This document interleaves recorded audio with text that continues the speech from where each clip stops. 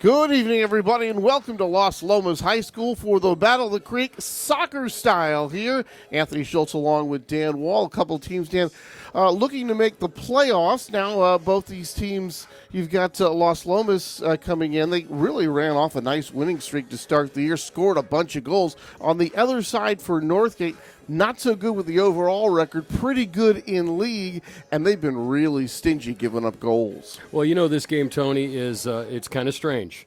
You score a lot, that generally means you give up more than you would want to. If you don't score a lot, that definitely means you probably want to score a little bit more than you have been. And that's probably what you could see out of these two teams. Las Lomas is a team with 13 wins. They're going to be a high seed in the playoffs that start next week. Northgate will probably be a middle-of-the-pack team. But when you have a good goaltender, and they have a senior goaltender in Zach Lentz, and you have really good defense, you can win any soccer game. Yeah, they could be at one of those games. Remember, they met earlier in the year when it was a 1-1 tie. So come on back where TV comes home. It's Walnut Creek TV, Battle of the Creek, Las Lomas, soccer style, and we'll have the opening kickoff in just a moment.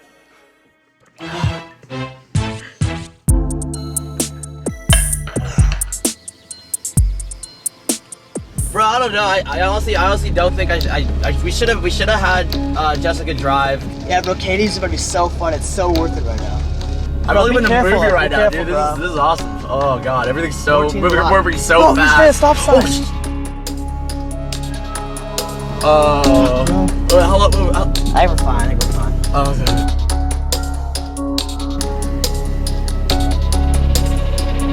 I'll tell you about it. Oh my god. It's act normal.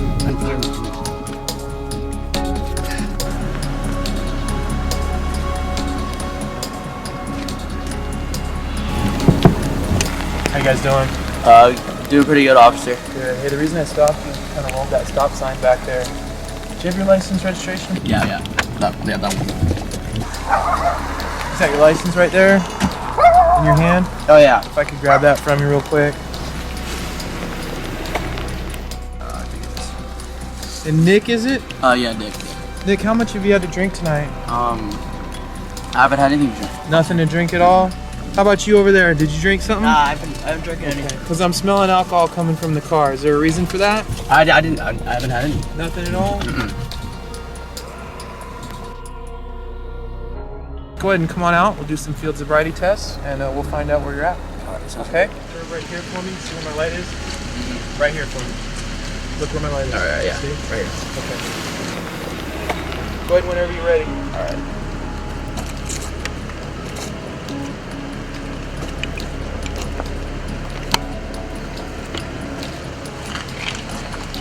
Deep breath in, blow. Keep going, keep going, keep going. That's the thing, is you have to kind of recognize what it is you're drinking when you're drinking and maybe call for a designated driver or a taxi, right? Oh yeah.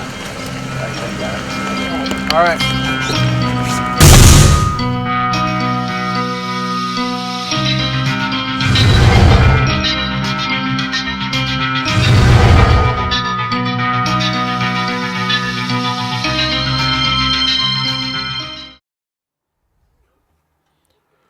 And there's a shot of Kurt Atkins, the Las Lomas head coach, and we want to thank him so much for sending over his notes and helping us prepare for tonight's game. And his Knights have certainly had a fine year, Dan, and outside the Diablo League, things went really, really well, but kind of toughened up for them once they got into league play. As we look at the overall for them, 13-4-3, but just 3-3-2 once they got into league, and we are underway here in this ball game. And there you see the Broncos in black and Las Lomas in white. And the Battle of the Creek is underway, and like you said, Dan, both these teams likely will make the playoffs, with the Knights getting a higher seed. Well, Tony, we thought back during football season that you had to have a 500 record to make the playoffs, but we found out that doesn't necessarily ring true, as Deer Valley made the playoffs with a 3-7 record and nearly won their first-round playoff game. So competition might be a little bit better than you think. But, yeah, sometimes all the playoff spots are not filled by 500 teams. So But then again, you can go, and people don't realize this, it's not just overall record that matters. It also matters if you have strength of schedule and if you play league in or out of league. Because if you're undefeated in your division, cleared out nicely that time. Good looking play by Las Lomas defender number 16, Andrew Reese, to kick that one away. The 3-year varsity starter made a nice play to deny the early goal for Northgate. That's Joshua Davey Winter, a sophomore. And the only thing I could say about him as scouting from far away, he's shorter than his opposite goalie, who's Zach Lentz, who's been around for a while. I think we started seeing him when he was a freshman. So sometimes that can play into crosses and to corner kicks, as they just had one there, and now they send a cross back in. This is a dangerous play, but a nice header to get it out. Headed away there by the Knights. Back to midfield it goes, and now headed out of bounds here by Northgate, and the Knights will have a throw in here from the near side.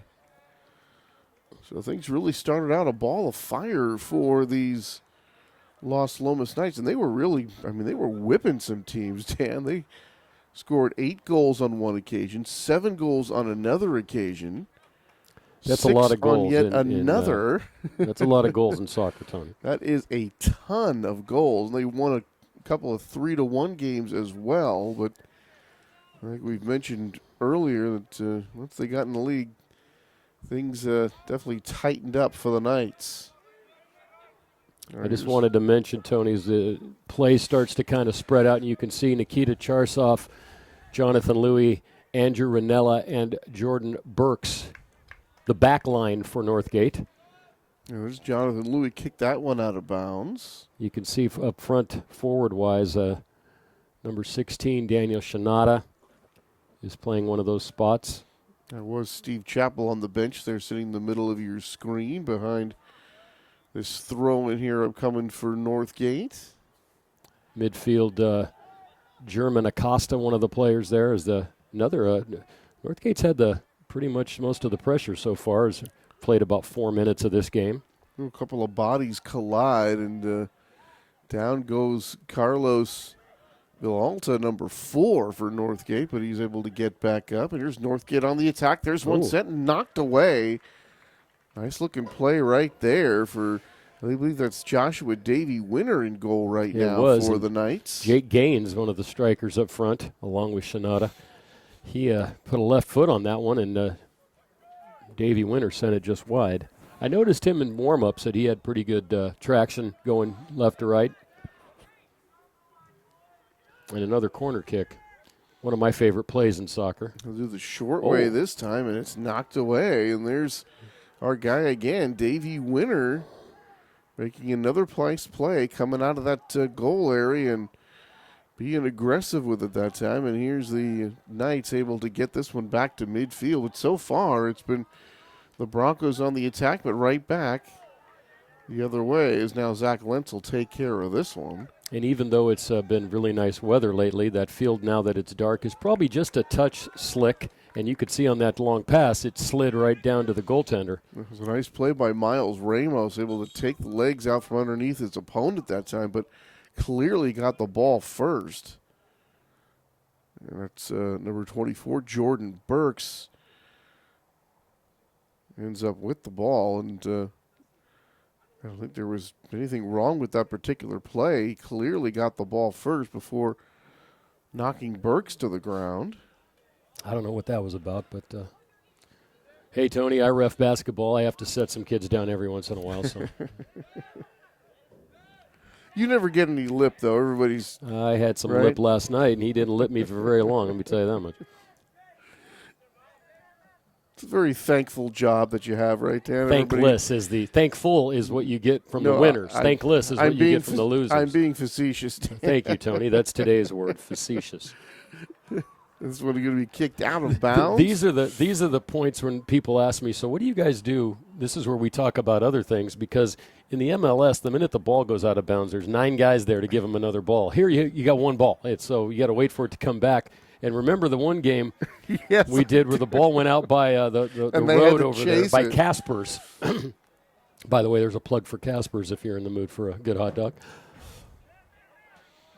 Just a couple minutes gone by here. Battle of the Creek. Anthony Schultz along with Dan Wall here on Walnut Creek TV. And this is going to be a whistle here. It's going to go against the Broncos. So the Knights will be awarded possession near midfield, and they'll take over. Ryan Rue is another player out there for Northgate. I've spent a couple minutes talking about the visitors, and then we'll try to set the Northgate. You can see here on the back line taking this long kick is one of the defenders, number 16. We talked about Andrew Reese before.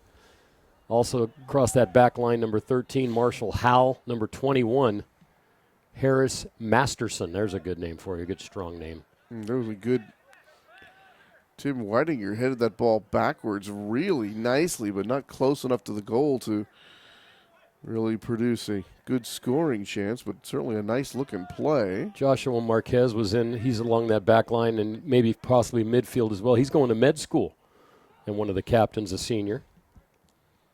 You talk about smart kids, and Northgate certainly has that. NCS Scholar Team Award winner the last 2 seasons, Dan. And talked to Steve Chappell earlier in the week, and he thinks they could win it again. They'll find out in another month. And, I mean, they talk about putting the student into the student-athlete phrase. Yes, They certainly do that. I'm sure both of these schools have plenty of those. Doug Jones, another defender.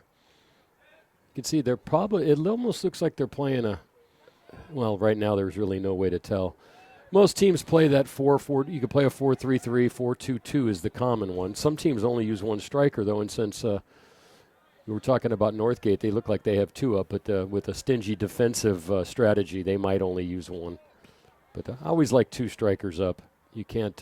You're not going to get much out of just one guy going forward. Oh, my feeling is, Dan, whatever creates more offense, I'm all for it. Oh, yeah, Tony. But there are people that, for some reason, seem to think a 1-1 tie is a beautiful thing. You know, in the MLS, if you score 3 goals, it's almost like the Super Bowl the other day, which was, they're still trying to find a defensive play on highlights from that game. Look at this. Now, that's a nice one forward to Chenal. There's a little push that time. Boy, being very aggressive, and that's going to be a penalty against Northgate. That looks like it's going to be a trip down there as they were chasing the ball into the corner, but you could see the aggressiveness from both players trying to race for that ball as they were headed down to the corner, and it's going to end up with the Knights in possession. So I see Harry Gardner out there playing up front for Las Lomas, number 12. He's a captain. Try to get all the kids in here so we can get their names in, because, you know, one thing, Tony, they're a little different substitution pattern in high school. Miles Ramos, Tim Wedinger. You can substitute freely. You know, in pro soccer, you can only use 3 substitutes per game, even in an injury situation. You know, a lot of people don't understand that. If you get an injury after you've used your 3 substitutes, you have to play with 9 players. You cannot substitute for that player. So you ever notice most substitutions do not happen in soccer until later in the game, and it's usually strategic. If you're up, you try to put in more defense, and if you're down, you try to put in a fresh offensive set of legs that could perhaps get you that goal. This one headed up into the air by Las Lomas, trying to get control of this one. A couple of chances, 2 corner kicks so far for Northgate, but one really good save so far. That was by the Knights. On the diving attempt, this one goes out of bounds by Joshua Davey Winter. And so we've had a bit of action here so far. Pleasant evening here in Walnut Creek. Zach Wilson and M.A. Cienfuegos also out there for Las Lomas. So I think we've mentioned most of the starters now. We'll probably get their names in during the rest of this first half. Have you mentioned Mr. Chappell yet? I think you did. Yes, we did. Down the far sideline, the Knights end up taking this one away, but it's going to be a whistle that's going to go against Las Lomas. And Carlos Villalta is going to have a chance to throw this one in. And now actually it looks like it's going to be Joseph Bassano. They're going to try to get this one centered, but quickly knocked away by Las Lomas. And here the Broncos trying to regroup. Oh, nice takeaway. The ball kicked out of bounds by Miles Ramos. He's had some offers from the NCAA, Division I and Division II. He's a senior. So it looks like Miles will get a chance to play at the next level. Congratulations to him. Always nice to see these guys that we do in high school have a chance to go up and play at the next level, and I certainly would be remiss if we didn't talk about our Monta Vista Super Bowl winning touchdown. Zach Ertz. Zach Ertz, the tight end, making a huge impact, and he'll now forever be a Philly legend. Yes, he This will. one knocked away. And we broadcast his games back in the day We when he was a certainly Mustang. did. And, of course, he's married to a U.S. soccer team member, his wife Julie. So we've I don't think there's going to be a lack of athleticism coming out of that family. Did Julie get some airtime, or did she get some airtime? Well, you know, she's a little easy on the eyes. Yeah. It wasn't like they were going to turn the camera away from her. I'll say. But also a very good athlete in her own right, and also a graduate of Stanford. I'd hate to hear those dinner conversations. Me and you probably couldn't even get a word in that we'd understand. Let me get my thesaurus Yeah. out. I don't understand what you guys are talking about here. Yeah, Zach was a great player in high school. He has a brother that plays. I reffed his younger brother's game not too long ago. He's still there. Still have kids there. Well, congratulations to him and the Philadelphia Eagles, and Congratulations to anyone that won that isn't named New England Patriots. That's all I have to say.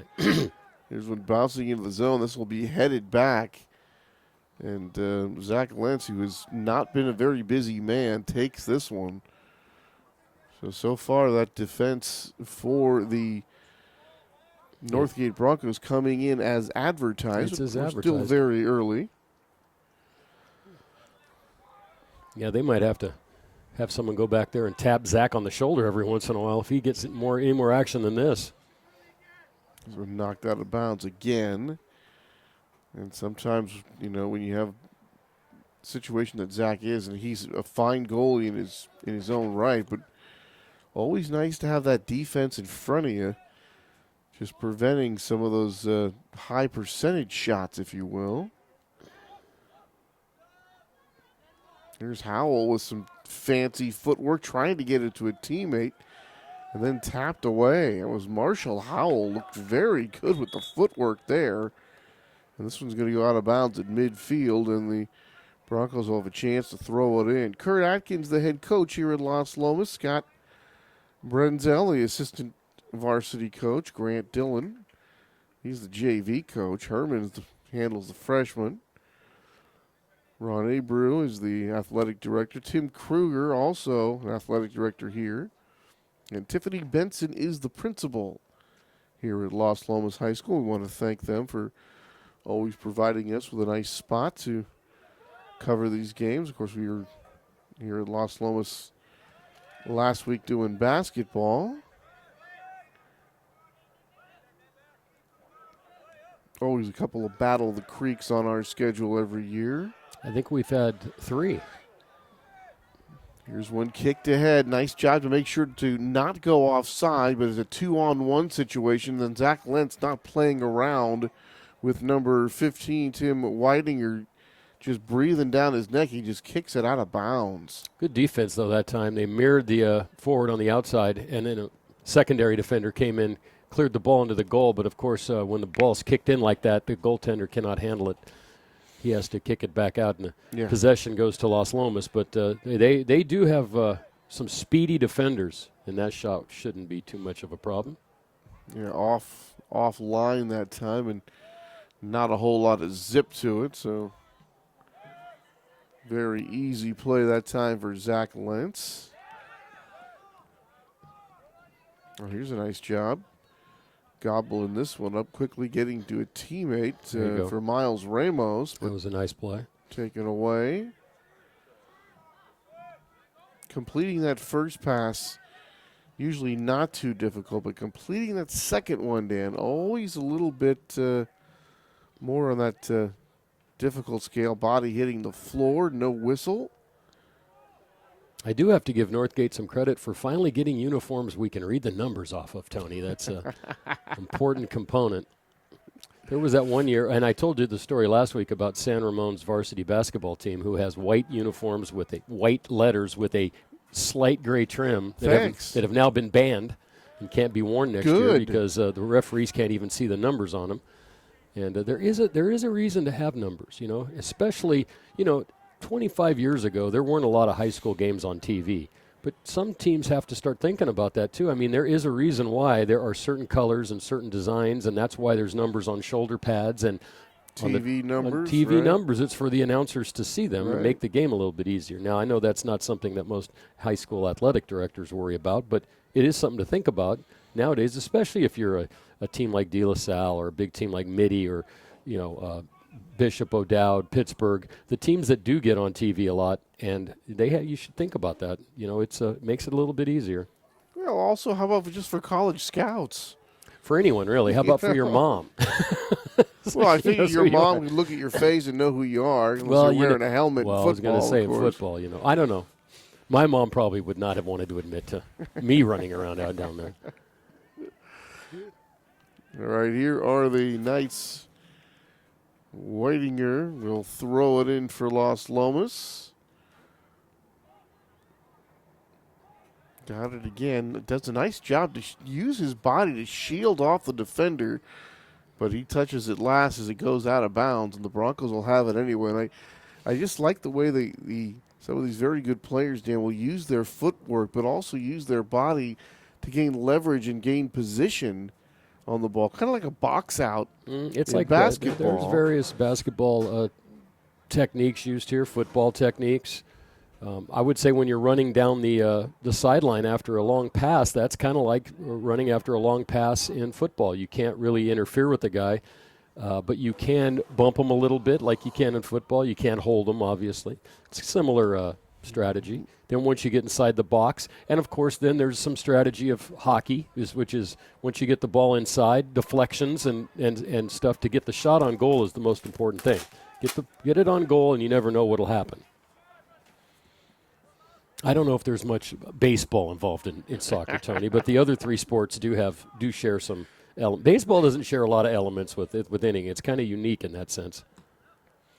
Hitting just seems to be so much different.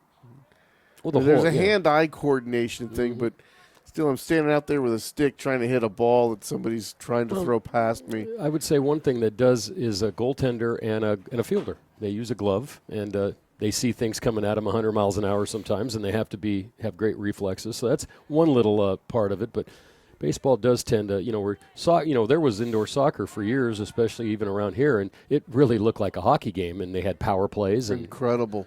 A lot of different stuff went on there. There's still indoor soccer, but it's just not as big as it was. At one point, they thought it was going to be the next big sport. I certainly did.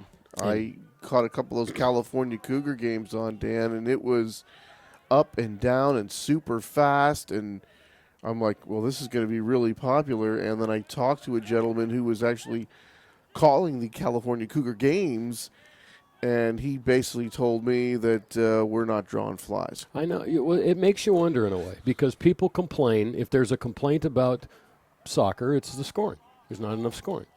So then you make a game compact in an arena, and there's lots of goals, and then no one goes. So you have to wonder what, when it first started back in the early 70s, the Earthquakes would play their outdoor games, and then they'd have tournaments during the off-season. And they were held at the Cow Palace, and they drew fairly well. And then when the Earthquakes decided to go to be a two-season team and play in the MLS, or the MISL, I should say, the Missile they used to call it, and I worked for them in those days. And then, after we get this corner kick, we'll finish the story. There you go. They played outdoors at Spartan Stadium, and in the off-season, they'd play indoors at the Coliseum. And I worked for them for 2 years there, and some nights we drew, some nights we didn't. It would depend. And when we played the Cosmos there, when they were in New York, and they had Giorgio Shingalia, we drew 10,000 people to see that game at the Oakland Coliseum. So there was some interest. It just, for some reason, fizzled out over any number of years. And it probably just has to do with now the fact that the MLS is so strong with 23 and adding 2 more teams in the next 2 years. 25 teams now in a league that started with 10. And not only adding the teams, Dan, but adding brand new soccer-built facilities. I mean, they've really stepped up. I've got a lot of stuff to talk about in the second half about that, Tony. I've kind of went through and given you an idea, and we'll talk about this project that might come into Concord, which would provide a minor league professional team. And not only that, but I was thinking about that stadium, if you read the article in the paper. I did. Great place for high school football playoffs. 18,000-seat stadium, no longer having to go to either one that's too small, like a high school stadium, or one that's so big that no one's there. 18,000 seats is perfect. Kind of like it'll kind of be a smaller version of the old, which is now the StubHub Center where the Chargers play and the Galaxy play in L.A. That's the kind of model they're looking for. There's a Division II soccer team that's going to be, I guess they have a team that could be out here in Concord. The stadium, they're talking about rugby and lacrosse, and you can play a lot of things there. It was just amazing.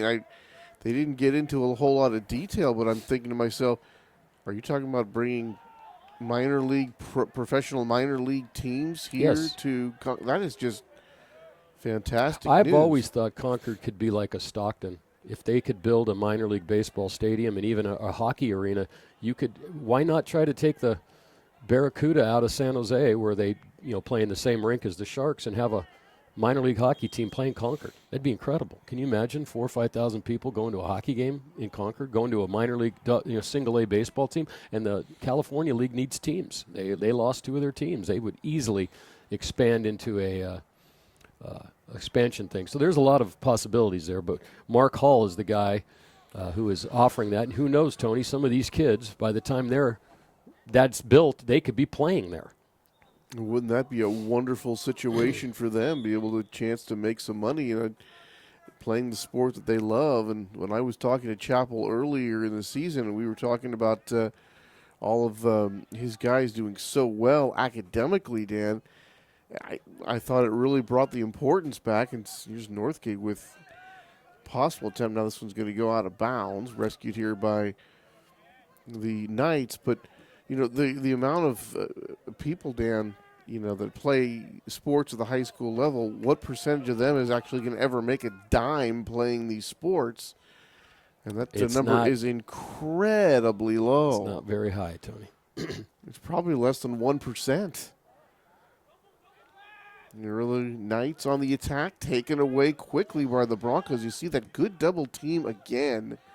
And the Broncos defense, Dan, has shown that a couple of times here when the Knights look like they're getting some action, and then the Broncos just double them up and take the ball away. Well, that was a good-looking play right there by Zach Wilson, number 5, but he had it taken away again. Here's one. They center it. Nice got cross. one, and this one's going to score! That was a beautiful cross there. The crossing pass counted, and number 15, Tim Whitinger, the junior, all DFAL last year, and he gets the goal. What a beautiful play by the Knights. Didn't get a whole lot going, but that one pass, and there was Whittinger, and they are on the board first, 1-0 in favor of Las Lomas. And you can see how things can turn so quickly there, Tony, when number 12, Harry Gardner, picked that ball up and went down the side. But the thing that was most impressive there, a lot of times it's the goal scorers who get the credit. But it's the pass. To me, that was the passer should get the credit for that goal, because he laid that right on the foot of Weidinger, and Weidinger, all he had to do is tap it in. Kind of as we talked about earlier, the similar things that you see from a guy like Joe Thornton when he comes down the wing for the Sharks, and it's the ability to put that puck right on the stick of that player. That time, the ball was put right on the foot of that cross. That's the kind of thing you would see from Mr. Wondolowski if you're an Earthquakes fan and have watched him play. That's the kind of play that he makes his living off of, is that crossing play going towards the net. We headed backwards, and here's one Knight taking on 2 defenders. But the Broncos win that battle. But the Bronco defense, they get stung a little bit here by the Knights, as the Las Lomas Knights have taken a 1-0 lead. Here they kind of try to come right back. Just did miss that one. Oh. And now they get another chance, but it's going to be stopped here. You can see that time, Joshua, there was now in hockey, that had been a goal, because the puck's a lot smaller. and it would have slid right through his 5-hole. But the ball kind of got stuck between his knees there on that one, and he was able to make the save. The Broncos had a couple of chances there with the ball right near the goal, and here they come on the attack again, and this pass might be just a little bit long. And now rescued into the corner, and this one, instead of centering that one, this one with the left foot, and it's going to go out of bounds. So, Tony, here's some info about that field. It's Hall Sports Ventures. He acquired an East Bay franchise of the USL, which is a Division II Pro League, which includes the Sacramento Republic, who play at Cal Expo and are the minor league affiliate of the San Jose Earthquakes. And isn't there the Galaxy 2 in that league, and a team in Fresno as well? FC, LA Galaxy 2. Well, there's a lot of teams, 33 teams in that league. Oh, Lord. This one going to be kicked out of bounds and played back in here by the Broncos. This stadium would be built near the BART station in downtown Concord. How convenient. Yep. And a couple of hotels going in there as well, right? It could also be used for concerts or events. There'll be 2 hotels and a convention center, which people don't realize how much money can be made off of convention centers, because you can have a convention every week. And there's probably, people, when they come here every single year for 20 years and they go to San Jose or they go to Sacramento or they go to they probably go, oh, Concord, that might be interesting. Let's go there next year, because they have a brand new facility with brand new hotels. It sounds very exciting, Dan. It would be really awesome to see, some professional minor league teams with some real backing behind them playing, right here in our area. And, you look at the situation with Oakland sports, Dan, that, we could have a real thirst for some of these. We don't know if the A's are going to stay. The Raiders are leaving. The Warriors are moving to San Francisco. Just a little scuttlebutt that I've heard recently, too, is, Vince McMahon has decided to dig the XFL up out of its grave and try it again. I heard that Oakland will be one of the teams one of the cities that get a team. So not the Raiders, but there might be football in Oakland. and they talk about an expansion. There's so many things going on right now in sports and movement and stadiums, and I've got some info for the second half to kind of share with you about that too, including some earthquake news, because their season starts in just over a month. But I would say this, though, Dan, like we've gotten all excited about, different sports here, and what if they put it here, and do we end up getting into that whole oversaturation? Well, you situation? You can. There's no doubt about it. But the other thing, though, Tony, is I think there's a grave need for affordable entertainment. Don't tell me that everyone in the world can afford to go and take the family afford to go watch the 49ers play. You're probably lucky if you can afford for you and your buddy and you split the tickets. It's just not affordable for that kind of stuff anymore. You go see a minor league soccer game for $15, and it's about the same cost as a movie. Well, and also, in my situation, Dan, I live in Pittsburgh. A lot of times, I just don't want to go that far. Well, that's true. I drive to San Jose every night the Sharks play, and believe me, the only thing that makes me upset about is the drive. I love the game. I love the place. Sometimes you get tired of the traffic and driving down there, and you're right. So it's something to think about. It's like I said, these kids could be playing in that, or it gives them more of an opportunity to play. When you look at now, there's 2 or 3 minor league soccer leagues and a big-time soccer league in America. That stuff didn't exist 20 years ago. It's only been 22 years that the MLS has existed after the North American Soccer League went out of business, and now has come back as one of the minor leagues. It's kind of crazy. As a matter of fact, we had a team in San Francisco called the San Francisco Deltas who won the North American Soccer League championship last year and then folded. So, and now there's talk of another stadium going in San Francisco or out by the airport. You've got a new arena going into San Francisco. It's crazy. New arena in Sacramento. New arena. Just name a city. It seems like something's getting built. Yeah, I mean, a lot of work and effort goes into these things, Dan, and you just kind of hope for the best. I mean, just a few years ago around here, there was a minor league football that had started up. It kind of came and went so fast, nobody even knew. I mean, you've got some minor league baseball out of Pittsburgh. With some teams around that are trying to build a following here. They're doing very well in Sonoma, looking to expand. You know, there was that the basketball league that got started up, the See, there's lacrosse another league thing, playing out yeah. at Kezar Stadium Well, some years ago. That was never going to make it and didn't. But you have possibilities. You have possibilities in all these type of sports. Even in basketball, why can't there be a G League team in Concord if they were to build something? It's all interesting. So far after that goal, Tony, not much has happened. It's been more of a kind of a midfield struggle here. Whitinger about the 15:30 mark, down to the 8:30 to go here in this first half. And amazingly, if you think about it, that's probably the only real scoring chance Las Lomas has had in this game. And they really is. converted. Northgate's had the Yeah. ball down there a lot. They've had a number of corner kicks, and any corner kick can be dangerous. They've had a couple of balls saved by Davey Winter. And he made one fantastic save. So it's kind of it's one of those games where if you looked at the stat sheet and saw time of possession and shots and that kind of thing, you'd think, oh, well, Northgate's dominating. Well, it doesn't work that way. There's a centering kick. There's one kicked up in the air. And it bounces away. A good-looking chance for Las Lomas that time. They're going to keep – actually, this one's just going to go outside. That was It'll be Ramos. out of bounds right Ramos there. had a nice cross. And you can see how slick the field is. One looked like a rock's skipping across the river there.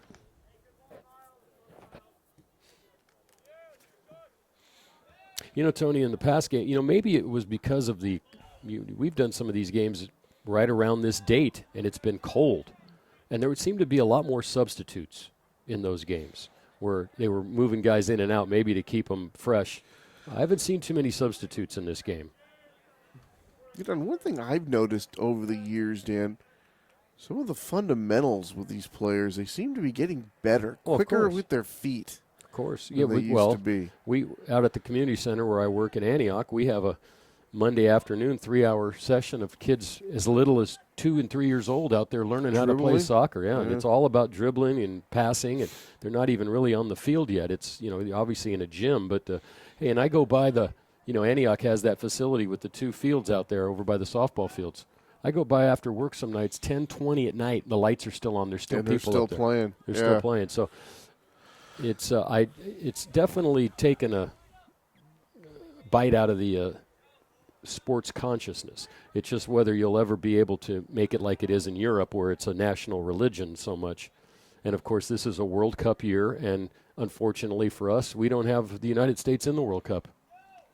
They didn't make it, so a lot of people are going to be watching the World Cup too, because it's an international tournament, and you'd be shocked. And you're in Los Angeles, and I've been in LA a couple of times. There's 100 or 200 people in every bar watching France play or Germany play. As you can see, that ball, that was close to a foul, but if you get the ball, you're pretty good. If you don't and you get the player, that's where you might end up with a yellow card. You want to certainly be aggressive with that one, but got to be careful. And there is that yellow card coming out right there. Yeah.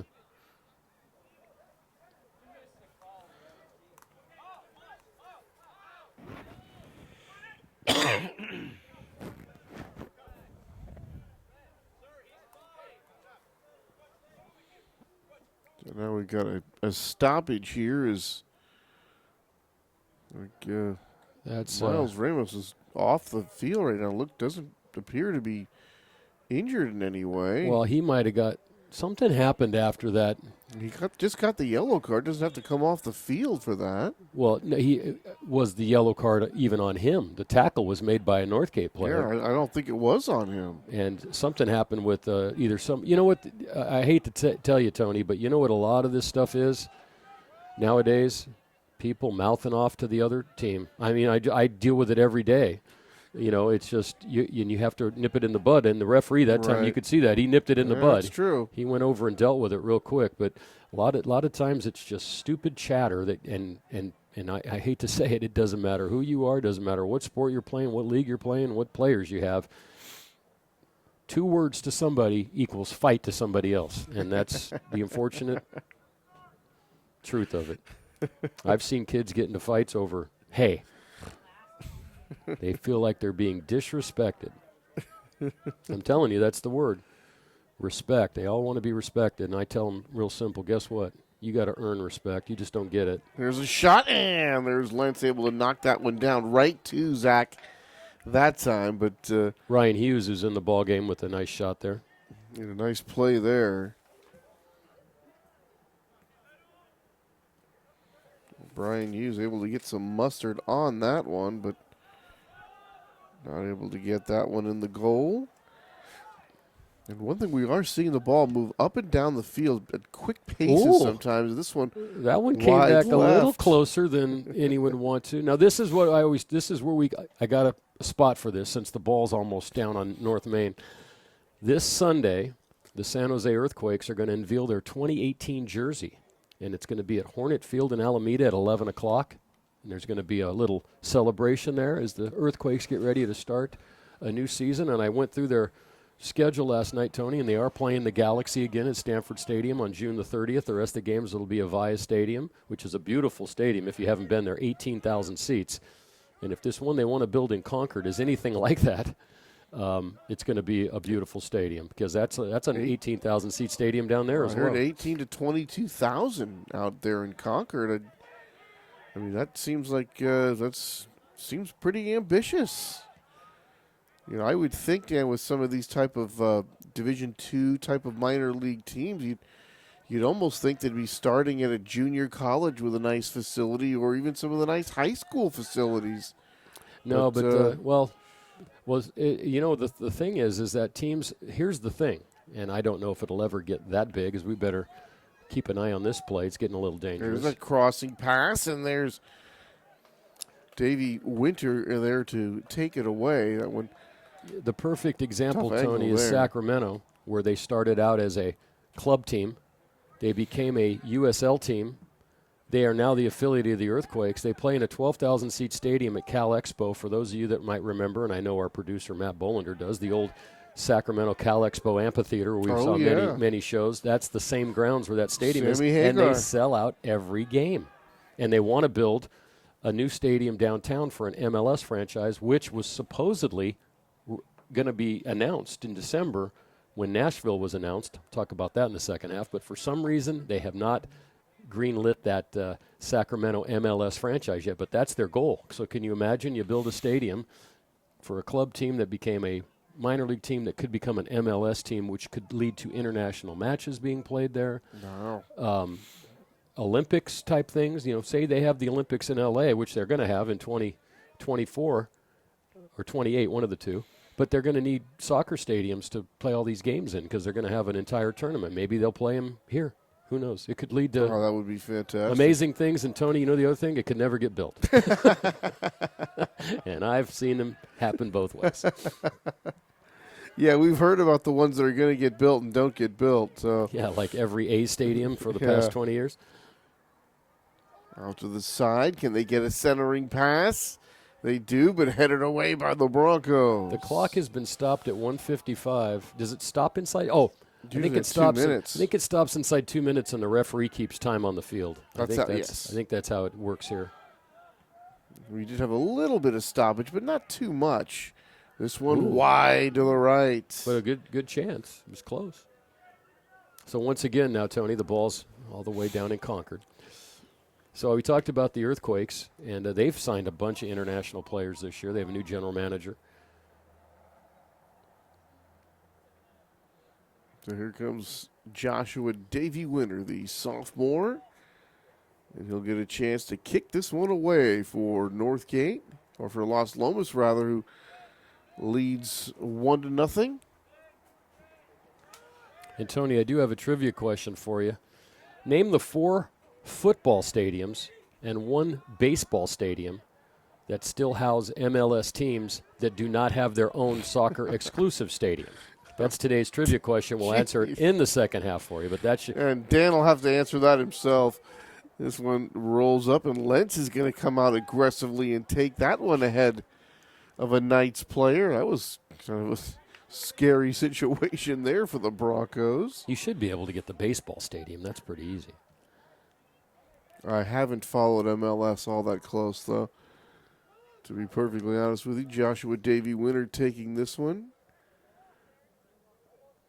And I think that it's going to just about be time to end the first half as the ref looks at his watch, blows the whistle, and there you go, Tony. And that'll do it for the first half. The Las Lomas Knights on the strength of a Tim Whittinger shot, and that is the lone goal of this half. Remember, the teams met earlier in the season, tied 1-1. It's 1-0 Las Lomas at the end of one half of play, and we'll be back here to have the second half for you right after this.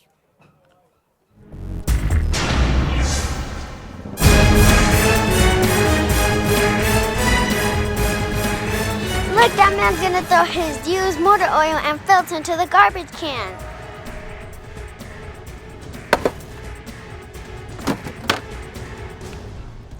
Doesn't he know that dumping used oil and filters into the garbage is bad for our water supply and environment?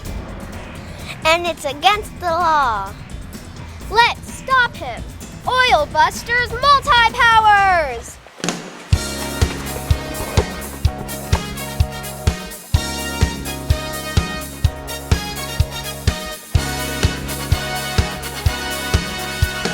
Young ones, there's just so much to gain. I said, young ones, when you clean the storm drain. I said, young ones, together you and I can recycle and have a good time. Don't you know we must recycle today? Recycle oil today. We can clean up the gutters and the fishes too. Well, it's free, it's easy, and it's cool. Recycle today. Recycle oil today. We've got to. I have complete faith in you. Call 1-800-NO-DUMPING or go to my website at www.funnelhead.com for more information. Recycle used motor oil and filters for a cleaner future. Funded by Cal Recycle. And we are back for the second half. Right here on Walnut Creek TV, where TV comes home. Anthony Schultz along with Dan Wall. Battle of the Creek, and so far it is Las Lomas on the strength of a Whitinger goal at 15:30 mark in that first half. 1-0 in favor of Las Lomas, playing the rematch here this season for these two clubs as they tied earlier in the year at 1-1. You have the Knights, who experienced a lot of scoring, especially earlier in their season, and the Broncos, who've just been, they have been one of the stingiest teams around. Dan, all of last year, they only gave up 15 goals, and that's basically where they're around right now. But unfortunately for them, they trail it 1-0. After watching that first half, Tony, it appears that Las Lomas is a little quicker into the middle of the field with their strikers, and Northgate tends to come from the outside. A lot of their passes in, they try to, obviously anyone would try to get a corner kick. Like as I mentioned, corner kicks are kind of a free way to get instant offense. But as you notice, you get that free centering pass. That's very valuable. It kind of opens up the middle of the field for you, but they were not able to do much with them. But that play that we it was just a quick strike, boom, and a pass back inside. And as we mentioned, Gardner, I think, was the guy who really should get credit for that play because of a great pass. They were able to get it past Zach Lentz, which isn't easy to do. And here's Zach in purple there as you see him kicking it away for the Broncos. Athletic, strong, good shot blocker, good hands, good feet. And talk about this, Dan, all the different sports that we've been talking about. What an athlete he is. He will be playing lacrosse on a full scholarship next fall up in the Dominican College in San Rafael. And Tony, I know the three people out there in the viewing audience that are interested in the answer to tonight's trivia question. But the 4 football stadiums that are still in use for MLS teams are Atlanta, where they play in the new stadium, Vancouver, where they play at the home of the BC Lions, Seattle, which is a very successful MLS team, and New England, where they are not very happy right now. Bob Kraft apologizing to all the Patriot fans for losing. I the feel Super Bowl. so bad for them. This one going to be kicked out of bounds. Second half action here in the Battle of the Creek. Here's Steve Chappell. Going to tell you more about some of his scholars from the past. Adrian Ortiz, a guy who's continuing to play soccer. Dan, he graduated last year from this program and now playing soccer up at San Jose State. You might remember Zach Lamb. Yes, I do. The very fine goalkeeper for the Broncos in the recent past. He's at UC Santa Cruz, also playing soccer. And they've got another guy, Louis, that's up at Cal Berkeley with a typical 4.0 grade point average. Graduated here a couple of years ago. Some of the guys that have helped the Broncos win that North NCS Scholar Team winner last couple of years, and who knows, Dan, they could win it again this year. So congratulations to the Broncos.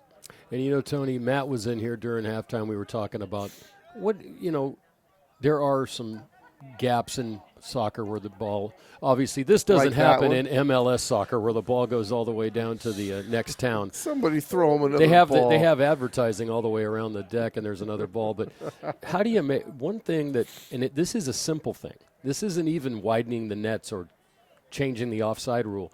But you can take the ball and clear it to anywhere. You can kick it all the way down there, all the way into the stands. In other games, in hockey you do that. It's a delay a game penalty. I just wish they would take that, as there's a corner that I think that was but almost a field goal on that one. If you kick the ball out from top of the goal, the ball should go to there.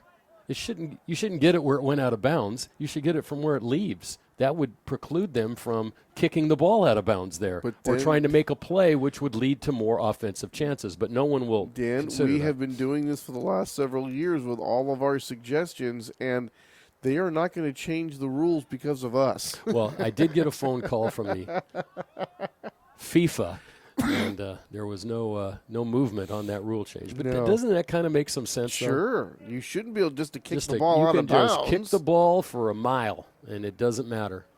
And like I said, just about like anything in hockey, else. they have icing, right? You can't just dump the you puck have back icing, into the zone. Play a game. You have intentional grounding on a quarterback in a football game. There seems to be a penalty for doing that in anything else except for in soccer. In soccer, you can just. But then, Dan, you also, with what you've been talking about here, as Lentz gets set to kick this one away, soccer, even here in North America now, is starting to thrive. Now, is it going to continue to thrive? We'll have to see. But apparently, people right now don't have a problem with a lot of 1-0 games or a lot of games finishing in a low-scoring tie. Okay, now over the years, I can remember Howard Cosell, watching him in the 70s, and him and some colleagues talking about it, saying, the next big sport, soccer. Well, for I a think little that while was it was because, popular, and then it wasn't popular anymore. I think that was because of participation, too. People saw kids playing it. But Matt made a good point. Both his kids played in high school, but they're not that interested in watching it now unless it's a big international match. I mean, and, with all the TV that's on now, I mean, we wouldn't be here if it wasn't for the fact that people are trying to put, stuff on TV. That's a dangerous play. But once again, you're not going to get a lot of true natural grass bounces on this field. The ball hits and it's gone. Tony, how many sports networks are there now? A gazillion. Oh my gosh! And they, you watch on it used to be. That's a nice round number. It's a nice number, but MLS matches, you got one on Saturday night, you got one on the Mexico channel, you got your local team, and you got 2 on Sunday. And you can watch 5 matches. They need programming, so they're going to put it on whether the numbers are that huge or not. I mean, there is, you. Oh, that was a nice steal there. Turn on your TV, Dan. You turn on your internet. There's just a million places to put stuff. And you can see on TV when they rerun the same things over and over and over again, you can tell they're starved for programming. Well, and now you've got Google TV, and I'm surprised that email doesn't have a television screen in the middle of Dan, it. guess what? Forrest Gump's on again. Oh, well, yeah. Why don't you come over and we'll watch it for the 20th time? I've seen it 20 times. Great movie, Love it. but it's on every day. This No. one nicely taken away there. That's a perfect example of a clean legal tackle. Andrew Anello with a takeaway right there. Third-year captain, all-league last year. Guy who quarterbacks the defense. And, boy, Dan, was that a great play down in the corner or what?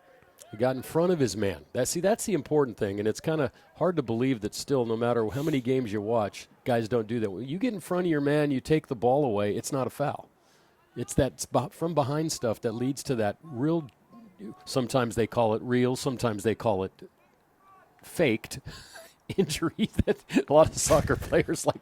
You don't see that as much in high school for some reason. There's a corner kick, and this one a little bit low. Going to be rescued over there. And that's Andrew Reese trying to give the Knights another chance, but this one's going to go out of bounds. If you've ever got some time, Tony, go on YouTube and put in faked soccer injuries, and there are some doozies. I mean, guys with 5 feet away from him, guy hits him with his fingernail, and the guy goes shooting out like a cannon shot him. It's some fun stuff. But I haven't seen that as much in high school. They tend to either not foul as hard or get up immediately. Well, a lot of times, Dan, the refs just aren't buying that. Like in the old days when Vlade Divac, who was one of the king floppers of all time, he would get away with it. And then after a while, when the referee started going, okay, you're in a flop, I'm not calling a foul, game continues, and you're on the ground. That's what stops people from flopping. And getting technicals or getting suspended or whatever they do. The game's going on, and you're on your back looking for a foul call. You really can't be part of the play. That's true. Oh, and by the way, Tony, it's the New York City FC that still play at Yankee Stadium. You should know that. That's a tight baseball rule. And the thing that's interesting, they were just up for a land out at Belmont Park, the racetrack in New York. It was New York FC versus the Islanders, who want to build a new arena, and the Islanders won. So the Islanders get to build their new arena at Belmont Park, and New York FC forced near the horse racetrack? Yeah, it's going to be right there. Wow. And bring them back to Long Island because they're playing in Brooklyn, and the New York FC team is going to still be looking for a second place to play because, I mean, it might be fun to play at Yankee Stadium, but I'm sure the field is not as long and wide and official as they would like. One thing about, Dan, sort of showing everybody that you're first class is having your own facility. Oh, well, I'm telling you, the ML, but see, this is instead, if you notice, every other league in the world that has become popular started small and grew, as opposed to the ones that have all failed, where they tried to start large and try to compete numbers-wise. The XFL, the USFL are perfect examples, and the money just wasn't there.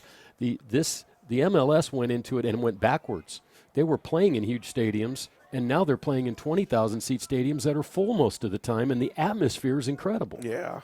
I mean, you and I saw that firsthand, and we love doing those games in the Coliseum. But, for a high school football game at the Coliseum, Dan, it just seemed like there was nobody there, even though there was 10,000 people there. It was so much better when they just played it at the high school field. And there are fields like Pittsburgh's stadium that holds almost 10,000 people. Would be a nice one. But I noticed that just by going to Avaya Stadium and watching the Earthquakes play, that it's a very, very nice, accommodating facility, and no one has a bad seat. You don't feel like you're sitting up in the middle of nowhere watching this game. It's very nice. Soccer, you just look at it here. It's a big field. There's and obviously because you're not on ice and the puck moves a lot faster, or you're not in a confined strategic area like a gym. It takes a long time to develop plays. It takes sometimes 30 seconds to bring the ball up, where in basketball you can be up and down the floor in 4 or 5. Well, and also, too, just the nature of the games. In basketball, you're holding the ball. You can have your one guy go, here's the baseline to baseline. Northgate coaching staff. Now, they're going to have to make an important decision here soon, and that's going to be, do we sacrifice some of our defense for an offensive strategy late to try to equalize this game? Because You still have time, but that's something you're going to have to think of in the last at least 10 to 15 minutes of this. So you probably got another 13 minutes to decide or to see what happens. Maybe you shake loose a goal and tie the game up, but it's coming. That decision is coming. Northgate on the throw in that time. Back out of bounds it goes. Still 1-0 in favor of the Las Lomas Knights. They got that one in that first half. Second half action here on Battle of the Creek on Walnut Creek TV. There has not been a lot of space tonight. I guess that would be a good way to describe this game. And, you know, creativity comes, you know where most of your creativity comes out of is your midfield. For years, people would talk about why English and European soccer was a little bit more fun to watch. As a play like that is where you can get your goals. That pass came out of the midfield but wasn't just a throw and a ball. For a long time, that's what the North Americans were known for. Just throw it down the side and hope you kick it into the middle and someone scores, or you get a corner kick.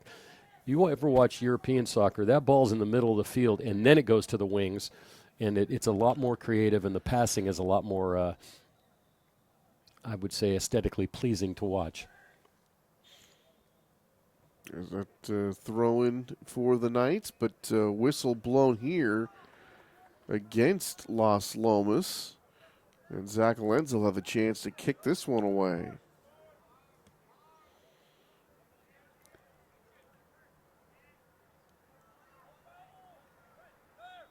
One thing these guys have been lucky in the last couple of weeks is the weather has been really good. Last year they were playing through monsoons for most of the season. I mean, this weather right now is setting records, and, you know, it's not even cold tonight. This feels like the fall. The only thing that keeps it a little bit cooler is the sun still goes down a lot earlier than I prefer it to go down. Free kick headed backwards. This one off into the corner. Looked like the Broncos touched this one last. So, Tony, one last thing about soccer, and there's a new team in the MLS this year, the LAFC, partially owned by Will Ferrell. Interesting tidbit there. They're going to play in a new stadium that's being built right now, right by the LA Coliseum. The exact spot where the movie coming out where he's the soccer player? He'll be the soccer player. It's called. I think it's a sequel to Semi-Pro. Yeah. And so that stadium, what they did is they knocked down the sports arena, the old legendary sports arena right next to the LA Coliseum. The home of the Clippers, right? Yep. And they built the stadium right there, and it opens on April the 29th. So they'll play their first 6 games on the road. April 29th, there'll be 2 teams in LA again, the Galaxy, who play at the StubHub Center, and the LAFC, who play downtown now, and they'll start. There's also a new stadium in D.C., Washington, D.C. being built, and it will open in July, 2 blocks from the National Stadium in D.C., and Minnesota is also working on a new stadium in St. Paul. And then, of course, in the coming years, Nashville and Miami have been awarded expansion teams. So the MLS has positive news pretty much coming out on a monthly basis for them. Well, through the last couple of years, Dan, when we would get together and do this game, you would have this news about MLS soccer, and it's not just about, growing as far as more teams, but more teams getting their own soccer-only facility. And the ones that don't, like that hit in a bad spot. Bad spot there. Yeah, that didn't feel good. So Diablo Valley League coming into tonight's players. We have a chance to take a look at this. Clayton Valley 12-4-4. It's Clayton Valley Charter 5-1-2 in league. YV 11-4-5, 5-2-1. Northgate not too good, Dan, overall. Just 6-7-5 coming in, under 500, but 3-3-2 in league. Las Lomas with a very nice looking overall record, 13-4-3, 3-3-2 in league. Campo and College Park bringing up the rear. College Park 0-6-2 in the Diablo Valley League. And, of course, this is the final week. On Friday, Northgate will be at Ignacio, and that's where I'll be, Tony, on Friday night. I'm doing a basketball game there, Northgate and Ignacio. And Campo will host Las Lomas and so next week, I guess on Sunday, you'll have your playoff brackets determined, and they'll start the playoffs next week. Yeah, So. Friday the 9th, last regular season match. There's a season coming to an end. And That's there's Harry Gardner. Harry Gardner. And Harry, we all feel for you, buddy. That does not feel good. I hope that he'll be okay. Now I get a chance to see play resume here. There's Kurt Atkins, the Knights head coach, now directing some traffic. There you see him in the old-fashioned English cap. Don't see those, haven't seen that worn on a regular basis since, Tony Beretta in the 70s. You know, it's interesting, Tony. Professional coaches spread out all over the world, and it's amazing. I don't know if people realize this, but 2 or 3 of the most valuable franchises in sports are English soccer teams. Manchester United being one of them. That is incredible. They're up there with the Cowboys and the Yankees and the teams like that. But the coaches all wear different things. Some guys wear a big long coat. Some guys wear a suit and tie. Some guys wear a polo shirt. Some guys look like they could go play. Some guys look like they could never play in their lives. Some guys wear a hoodie. Yeah, they don't. You look at most of the other coaching professions. They tend to wear the same thing as their fellow coaches. And then, of course, you got baseball where the manager comes out in uniform. I like that, though. Yeah. I like that. I think Steve Kerr should wear a. But it's just so jersey. funny, like you would not see. I mean, can you imagine like all these NBA coaches in uniform, and so they just would look so odd. But it's just whatever you happen to get used to, Dan. I think is what it is. Yeah. I mean, hockey coaches, it Wear seems like suits they and just ties. stand up all the time That's too. what they do. That's what they But do. don't your feet start hurting? Yeah. Grab a seat. Not when you're making that kind of money. Your feet don't hurt. Now, you can afford the most comfortable shoes Yes, you available, can. I would imagine. Yes, All you right, can. here are the Knights to kick it in as we move down under the 22nd minutes here of the second half. I'm trying to now. I think we have another injury, number 3 for Las Lomas, Chris Chi. Or is that now? It could be Chi, it could be Chai, or if you're watching the new show on Showtime, The Shy, because it's about Chicago. So that name can be pronounced 3 different ways. And I'm sure He's, we would get every different way. It looks like he pulled a muscle. He's all the way on the opposite side of the field, and that's where they come in with a quick substitution for him. But he's in laboring. That's 2 Las Lomas injuries in about 2 minutes. Here are the Knights still clinging to that 1-0 lead, working the ball down the near sideline. Centering pass comes in. Broncos start to converge. Nice takeaway, and then kicked away again here. Good looking play by Whitinger, who got that early goal, but as soon as he turned around with it, he had a Bronco player who just picked his pocket. Looked like number 6, Nikita Charsov, if I'm reading that correctly. Of course, one of my favorite names. He sounds like a right wing for the Sharks. There's one booted up in the air. That's going to go up and over everything. And also threw for 3 points, Tony, if you're out here with our buddy Doug Longero, the football coach who we saw Had a last week. chance to see Doug last week. He says next year we're going to be better. And I have no doubt about that. Nice to see him back doing Yes, high it school is. football. Yeah, he's a nice man. Always one of the guys that was very friendly and helped us quite a bit in our preparation for the game. And we got to let you know, coaches, that we do appreciate that. Corner kick coming here from the far side. Knocked away immediately. To the sideline it goes. Knights able to rescue it. This one's still skirting the sideline. Now, Tony, that ball might be out on the road over there. What's the name of that back road that goes? That's not. It's got a name. It's an extension of Broadway, is what it is, but it has a different name over there. But that ball's lost. It won't be getting back for a snow cone for that ball. No, that's not worth a snow cone. You're going to chase ball that might one be down. worth a I want a snow cone. full meal. Someone is going over there. Oh, and there's coming out to take this one is Davey Winter. And I always love that time when the goalies have to pick, Dan. Do I come out of the goalie box? Oh, yeah. Do I be aggressive here and come out and play it? Because if you hesitate and you miss that one, Oh, you're done. that is the one where you got egg on your face if they end up scoring The a only goal. thing is they do get protected pretty good when they're in the air, when they come out. You've got to be real careful of contacting the goaltender. But, yeah, if you misplay it and it's on the ground, then all bets are off. Well, when I talk to coaches, and goalie play is always one of the most important aspects of your team, and they say knowing when to come out and when to stay in is just a huge part of the game.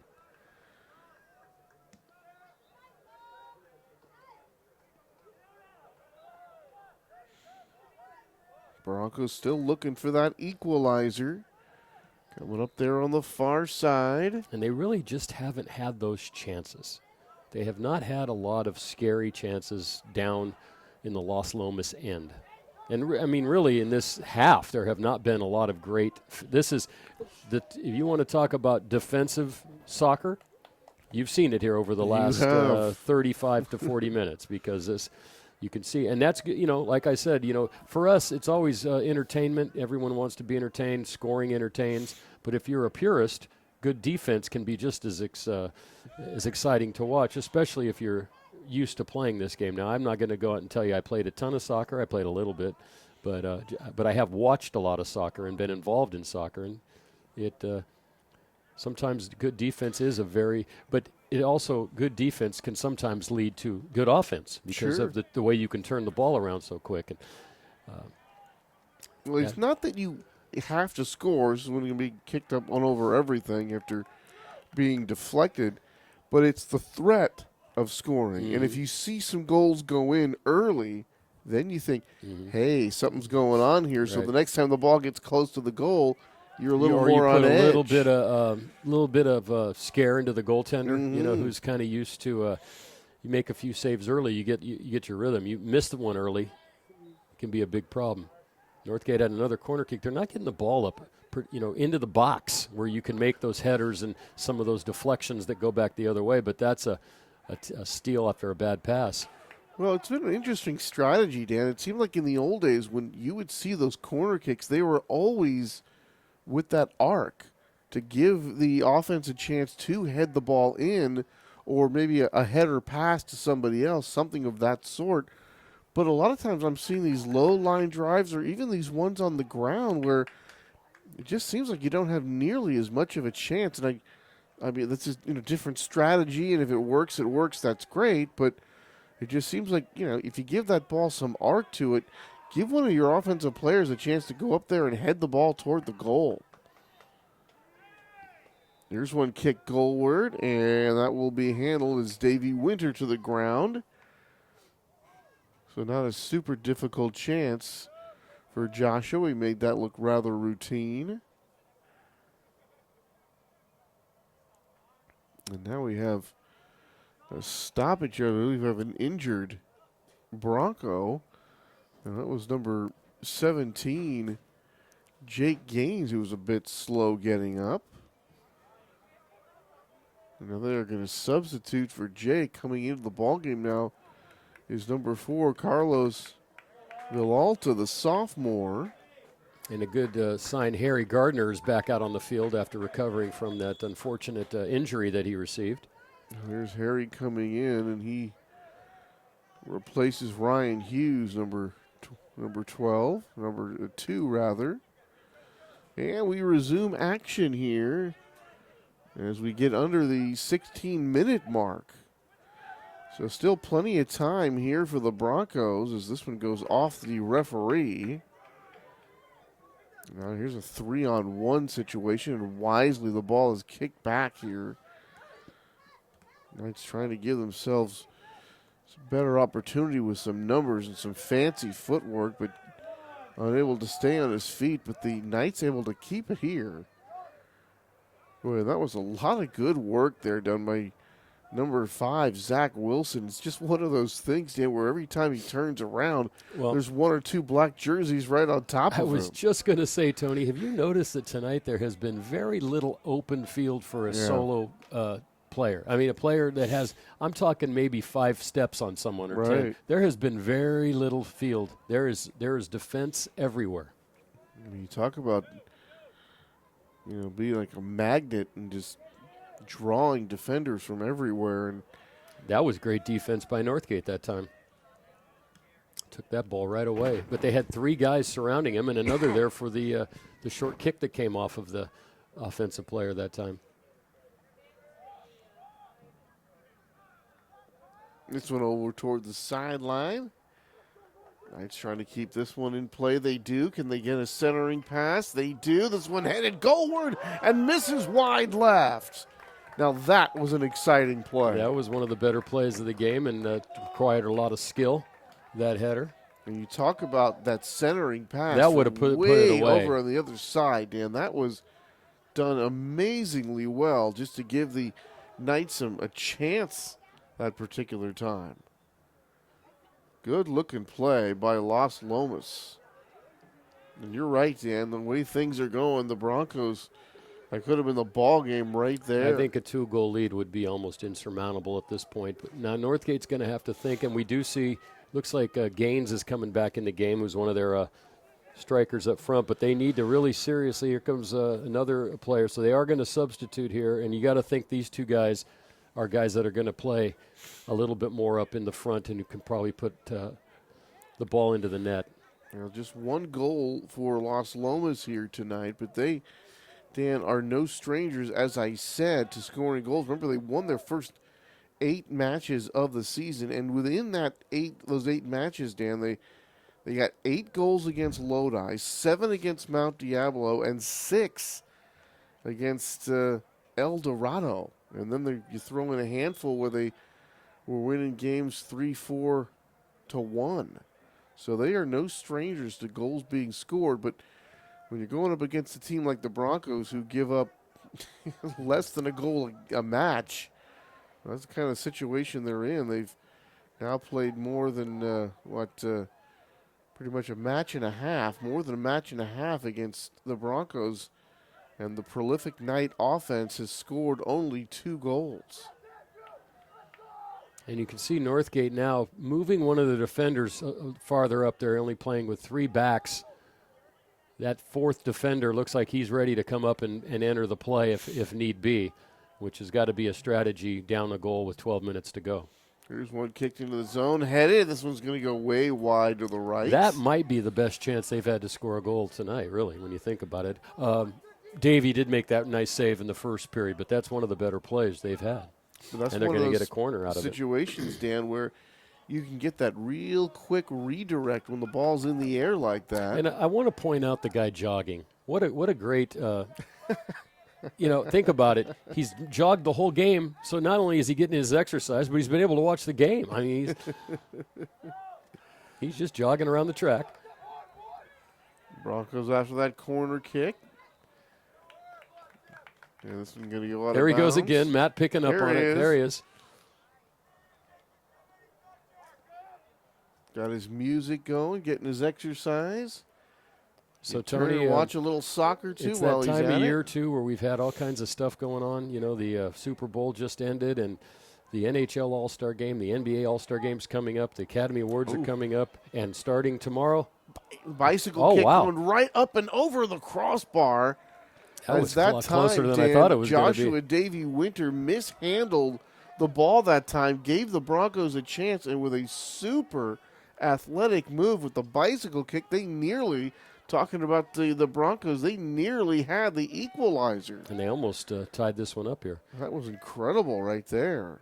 But Tony, for fans of athletics, tomorrow the Winter Olympics start, so we have something else to look forward to. All that stuff always happens. Went from one of the hot spots in the world to one of the coldest spots in the world. Well, hot spot, I mean just by what is going to happen there in Korea. Talk about a lot of instability. Oh, yes. A source of instability. But it's really a cold spot. It's -2 there today.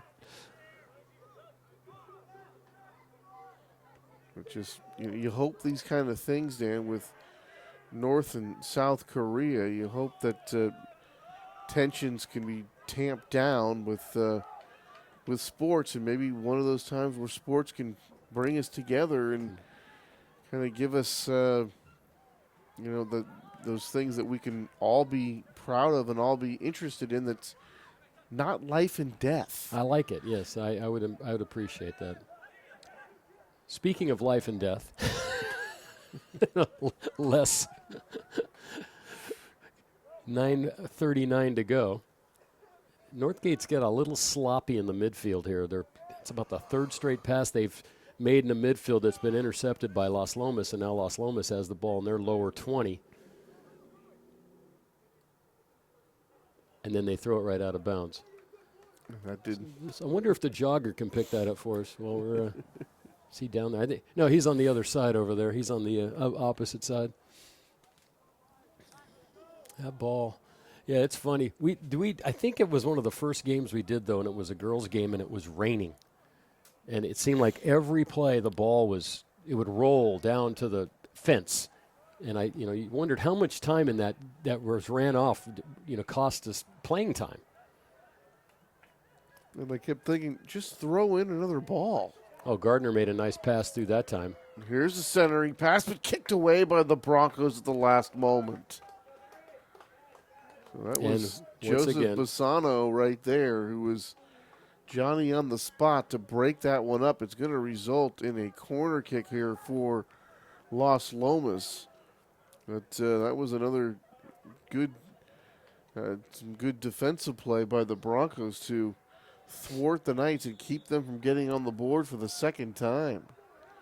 So for the Broncos, they've had a good chance to tie this one in the second half. This one headed goal and score! Trying to see who got that. It looks like it was Weidinger again. I think it was. And you know what? An impressive play that time made by number 21, Harris Masterson, who came running in from midfield and might have acted as a decoy there.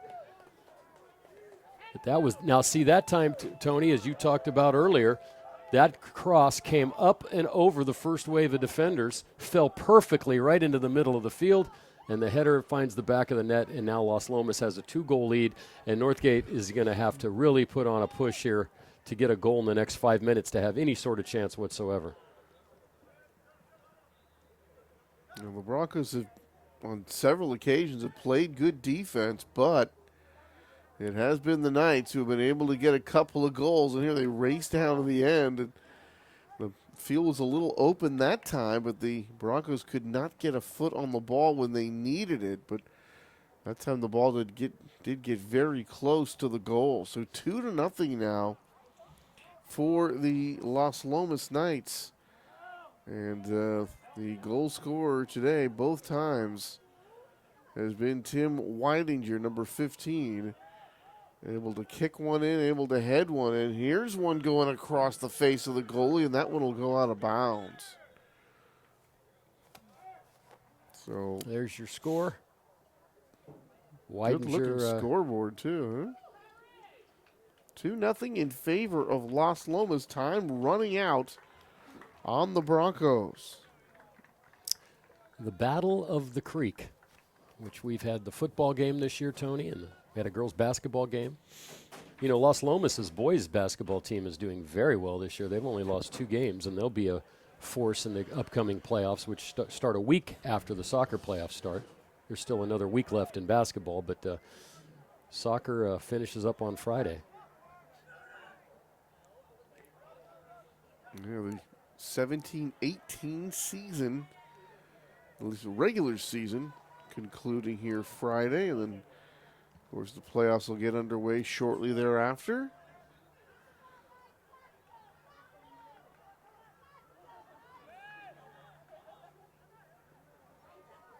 Knights playing this one opposite side of the field. Bodies collide, hitting the deck.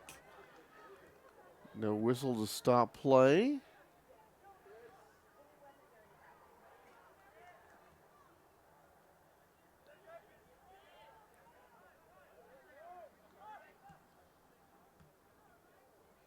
There's Weidinger again. This evening's star so far. And looks like the Knights have a good chance to make those 2 goals stand up. You know, it's funny, Tony, too. The celebration in high school is not nearly as elongated as the one in professional soccer, where there's a huddle and you throw your jersey to the crowd and you have to go to New Jersey, and it takes about 5 minutes. It seemed like he scored the goal. They ran to the middle of the field and kicked the ball off again. I like that. It was a lot quicker.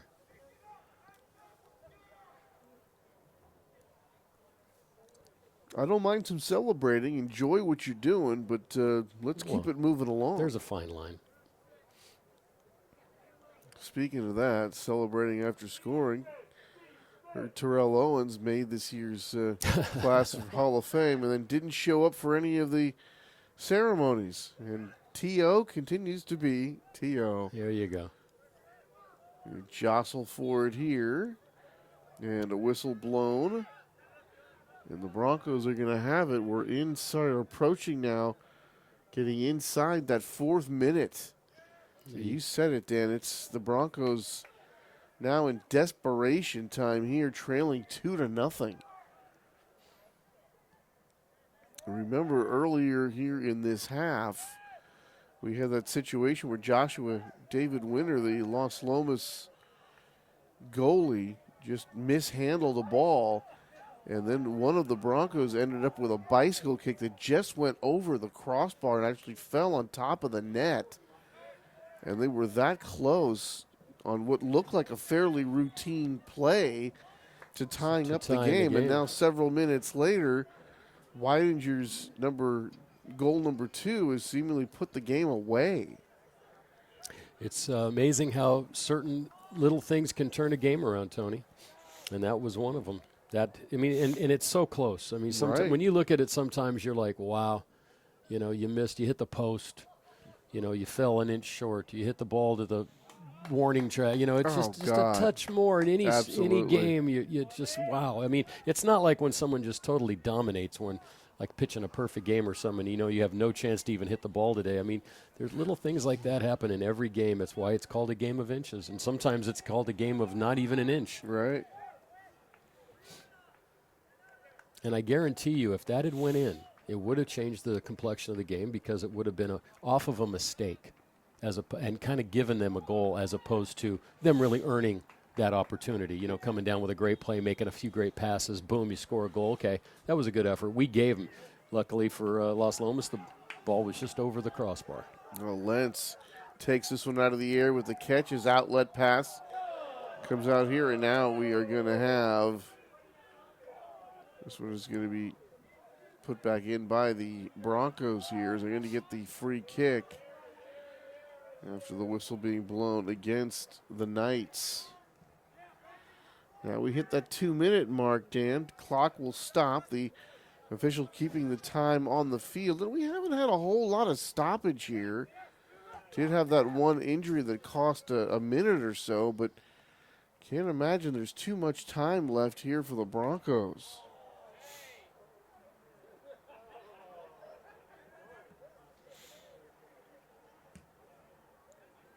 Yeah, the Broncos just got to get that one into scoring opportunity as soon as possible. And the Knights, well, they're just going to kick the ball the other way as much as possible here, and they do it. Dump it down and go chase. And look at this. Lentz coming way out of the box, able to field that one. Actually just stayed in, but way away from the goal. And that's well, it's kind of confusing too with the football lines. He was still in his big still box, in but big box, right. You know, you're looking at all those lines out there, and it's not as. I tell you, that is one impressive thing when you see those big soccer pitches that are just, there's like 3 lines. That's it. And the field is just solid green. Here's one. This was going to hit the crossbar on the football goal post. And that'll be out of bounds. So we're inside that 2-minute mark. The referee is keeping the time down on the field. I'd say we got a couple of minutes left to play here. In soccer, it's called injury time for those of you joining us for the first time. Yeah, and sometimes injury time can be the most exciting time of the game. especially in professional soccer, they tell you how much injury time you're getting. Right. And unless there's another injury where they can add, he'll say 4 minutes of injury time. So, some of the probably one of the most exciting games ever played in the San Francisco Bay Area was a Earthquakes Galaxy game at Stanford, where the Earthquakes scored twice in injury time to win. I mean, you're down 3-2 and won the game 4-3.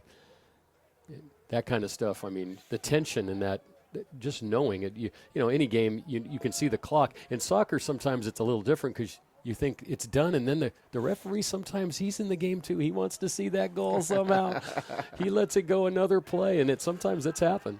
I got to say, though, Dan, I would like to be able to look at the clock and know how much time is left. I think that is, kind of a critical piece of the game for the viewer. Well, and plus the coach for one team's yelling, "Call it off." The other guy's going, "Let it go." But I'll tell you, they won't stop a rush.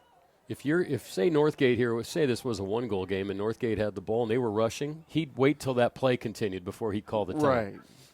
He'd make sure the Knights thwarted the play got before one last he'd play, call it yeah, off. yeah. Right.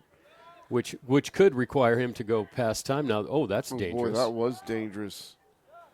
You talk about coming out of the goal that time and not being able to get the ball right away, and that's exactly what happened to Davey Winter that time. But it does not hurt Las Lomas. Well, Tony, looking forward to the next week or two. I could see Northgate winning a playoff game with their defense, but they are going to have to find a way to score goals. And it just appears that Las Lomas has a couple of guys that are really creative and can do things towards the net. I found that Gardner, not just on the play that he made on the goal, but around the midfield, Gardner was probably as good a player for Las Lomas today as anyone. Of course, Weidinger has been the recipient of 2 really nice passes that have led to the goals. And they have some good speed, good team defense, goaltending. They should have a pretty good run in the North Coast Section Plus. But like I said, in soccer, you can play a really good game and win 1-0 or lose 1-0. So we'll just have to wait and see as this one winds down. That's it. And that will do it. So a final score. No, he didn't call it. I thought he was calling He it. blew the whistle. I thought that meant the end of the game. I don't know what he called that foul on, but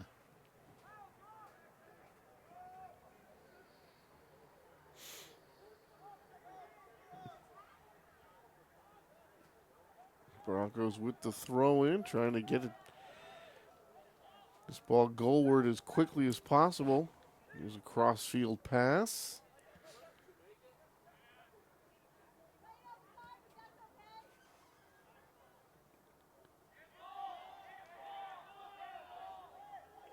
someone's yelling for a handball down there, which would have resulted in a penalty kick if they had had a handball down low in that box.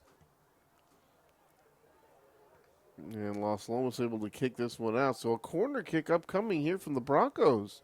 He's letting this one go a little bit. On the far side. Maybe he added to injury time in this game today, ball rolling down the track time. Oh. Because that might have added 2 or 3 minutes to the game. Oh, I think we're going to be here for a while then. Here's now that's a nice kick. cross. Nice arc. Knocked away, headed back the other way, and this one is going to be tapped out. And that will end the game as the Las Lomas Knights, the home team, they win it by a final score of 2-0. It was Weidinger at the 15:30 mark in the first half, and then again with a header at the 7:51 mark in the second half. Too much for the Broncos to overcome. They did get that one bicycle kick earlier in this half, Dan, that would have tied the game, which would have made things very exciting. But in the end, it's the Knights with the victory, and they run their overall record now to 14-4-3. They go to 4-3-2 in league, and for Northgate, they fall to 6-8-5 and 3-4-2 in the Diablo Valley League. But as you said, it looks like both teams going to make the playoffs, and we'll just see how they do with the North Coast Section playoffs. And we have to give our player of the game to Tim Weidinger. As I mentioned, it's always the guy who gets the goals who gets the player of the game, even though I'm going to give an honorable mention tonight to Harry Gardner for that beautiful pass that really set up the game-winning goal and led to the victory as both teams shake hands. And You never know. In these playoffs, they could see each other again, Tony. They're both in the same division, so. Well, they played each other twice. They had a tie early in the season, 1-1. The Knights get this one, and they claim Walnut Creek supremacy as they win it here tonight by a final score of 2-0. For Matt Bolander, for Dan Wall, I'm Anthony Schultz saying good night from Las Lomas High School, and we'll see you next time on the Battle of the Creek on Walnut Creek TV, where TV comes home.